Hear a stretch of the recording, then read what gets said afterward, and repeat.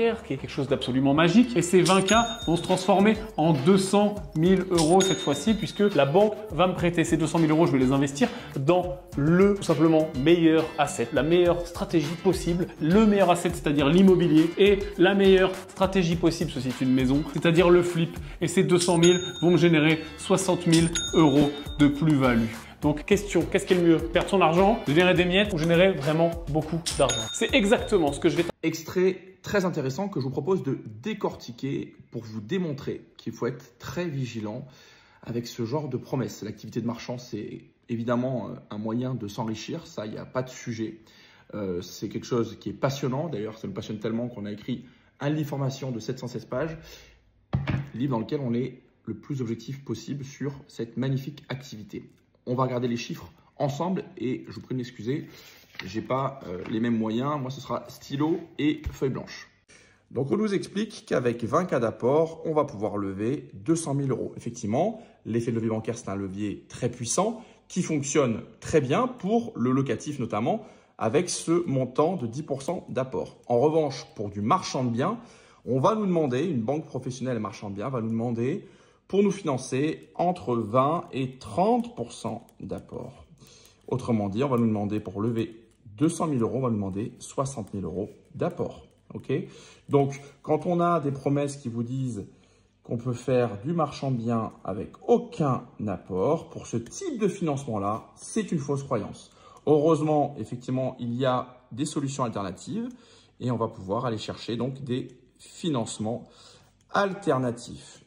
Généralement, qu'est-ce que c'est? Ça va être du crowdfunding. Okay, crowdfunding, ça marche très bien, mais ça coûte très cher. On est sur des taux environ de 15% annuels. Autrement dit, pour lever 200 000 euros, on va être sur un montant de frais de portage de 30 000 euros l'année. On nous dit, mais VDV, t'as rien compris, tu sais pas faire. Moi, ma méthode, c'est du flip express passif. OK? Donc, en 3 mois ou en 6 mois max, je suis ressorti. Très bien. Sauf que la plateforme de crowdfunding, elle va vous appliquer, elle va vous facturer au minimum 6 mois d'intérêt incompressible. OK? Incompressible. Et donc, ça va générer des frais de 15 000 euros.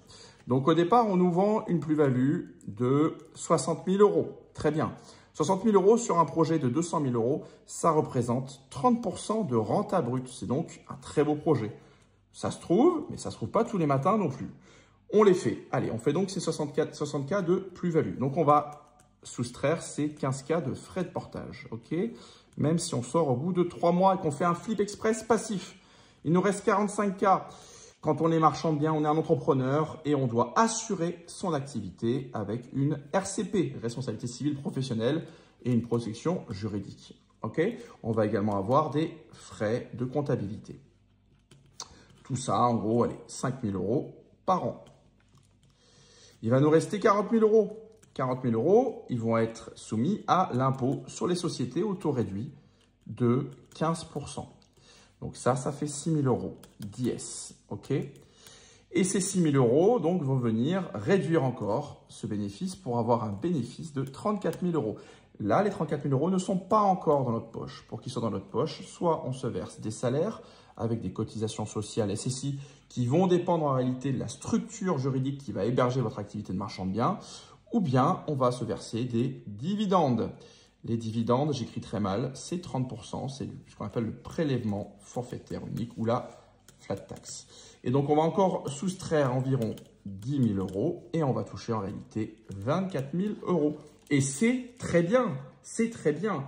Mais par contre, on est très loin des 60 000 euros qu'on a vus dans la publicité. Autrement dit, le marchand, ça fonctionne. Effectivement, on en parle dans le livre avec des exemples de plus-value très performantes.